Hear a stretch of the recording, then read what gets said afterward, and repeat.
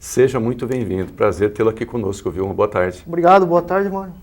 Tá, e Lucas, seguinte, dá para falar em alguma coisa já nesse começo de ano? Quer dizer, agora o Carnaval acabou, né, recentemente essa semana, nós estamos aí nessa expectativa para o ano. O mercado, vamos falar do mercado nacional, mercado internacional, porque como não tem tantas informações ainda, mas fazer um cenário amplo de como você vê. Aí a gente vai batendo um papo também de mais algumas informações. Mas o mercado nesse Brasil, essas expectativas 2016, como é que estão?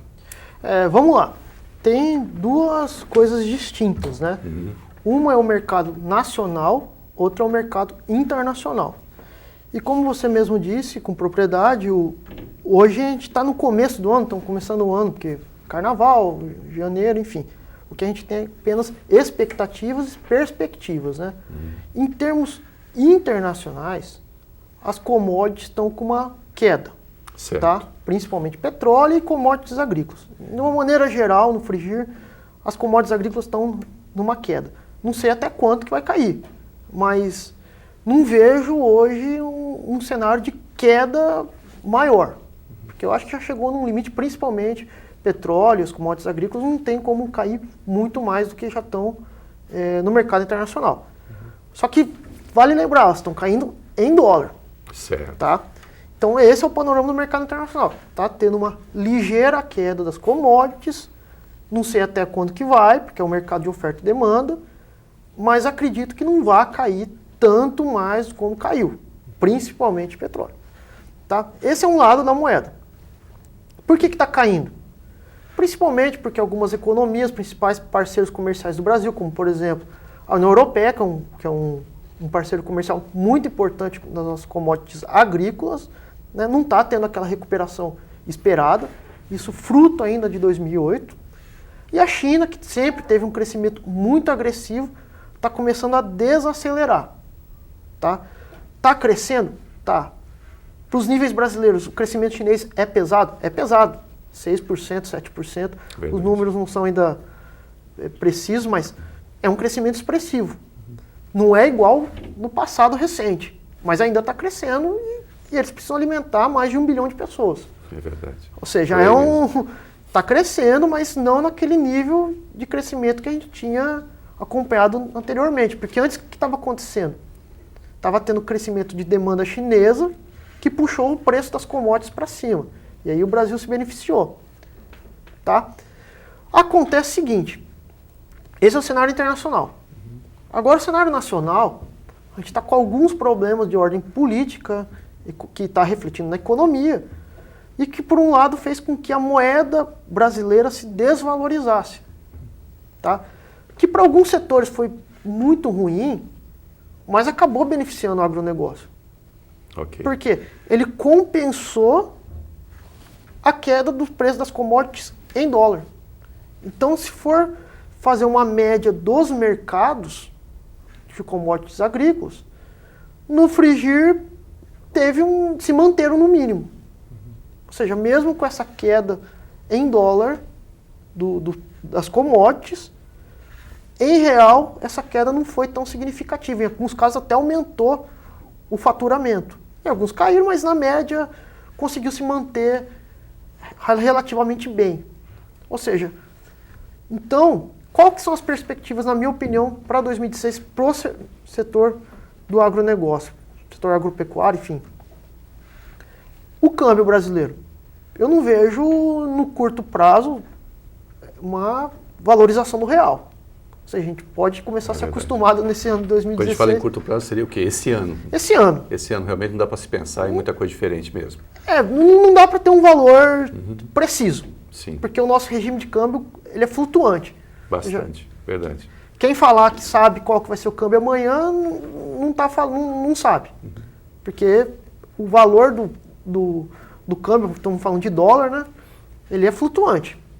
Pode, dependendo da oferta e da demanda pontual. Certo. Mas a gente pode falar de uma média em torno de R$ 4,00, R$ 4,30, tem algumas analistas que falam em R$ 4,50, mas, ou seja, o câmbio vai ficar em torno de 4, 4,30, 4,50, não tem muito mais o que oscilar.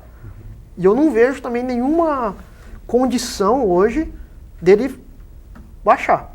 Existe dentro desse contexto econômico e de comentários e de análise, como você faz, o que se fala de mercado futuro e futuro, né? E hoje, o que nós podemos falar em relação a isso? Que são as negociações feitas com projeções no futuro. O que nós podemos também falar? Elas estão dentro desse cenário também, de aguardar nessa expectativa? Como é que está isso? Sim, o mercado futuro, que é o mercado de commodities, né, principalmente das principais commodities que tem mais fluxo comercial, elas tendem a, como é que se diz, as expectativas desses mercados tendem a passar para o mercado físico. Tanto é que no final do contrato, lá para frente, a cotação futura sempre tende a convergir com a cotação física, ou seja, do mercado à vista, né? Certo.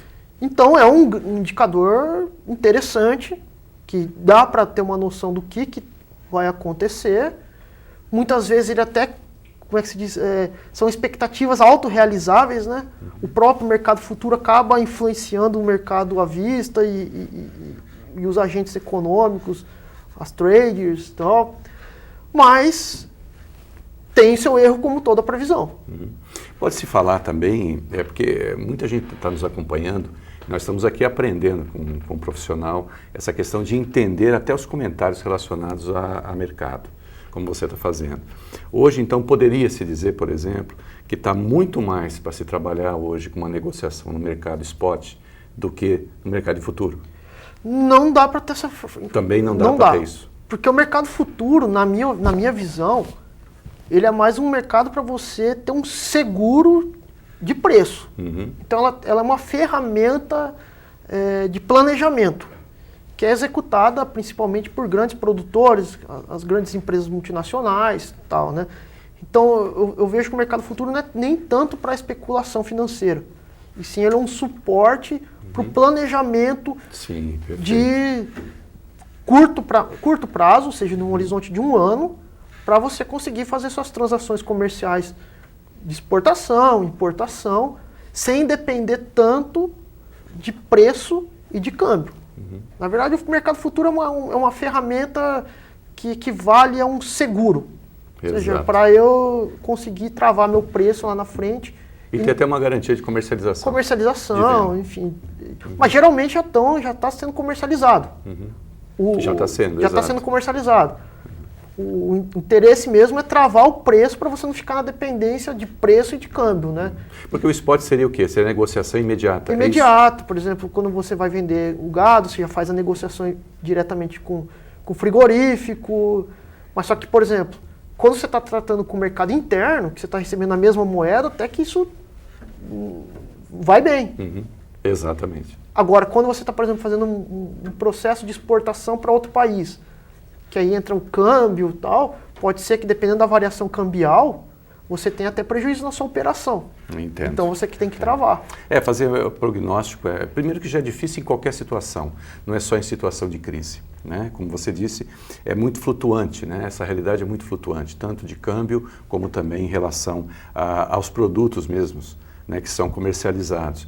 E até nós falamos aqui, quando nós falamos muito de valores, de momento, né, do mais atualizado possível, nós falamos muito de leilão, que os leilões são indicadores de preço naquele momento daquele produto. E isso é extremamente importante. Lucas, hoje foi a sua primeira participação aqui, quer dizer, foi esse cenário mais amplo para que nós pudéssemos ter uma visão geral de como estão as coisas, né, isso pelo comentário de um profissional. E eu já convido você para a semana que vem, que agora, como nós sempre falamos, né, depois do carnaval o Brasil começa a andar. E é verdade. Quer dizer, já algo até cultural, embora não tenha parado. Nós até estávamos comentando isso agora há pouco. Comércio nesse período, gente, segunda-feira funcionou, quarta-feira de cinzas também não foi diferente, enfim, só terça-feira que foi realmente feriado de carnaval que não funcionou, né? O comércio, né, a todo vapor, mas nós sabemos que não está parando mais, já mudou muito a realidade, a maneira como as pessoas veem, a população vê isso, né, esses momentos. Então, na sexta-feira que vem, aí fazendo uma análise desse mercado, né? Começar da segunda-feira ou do final de semana, enfim, e na sexta-feira você está aqui novamente conosco. Muito obrigado pela sua participação, por trazer essas informações para a gente. Obrigado mesmo. Obrigado pelo convite, Mário. Tá ok, até sexta, até a próxima sexta então. Tudo bem. Tá ok, até lá. Obrigado. Obrigado.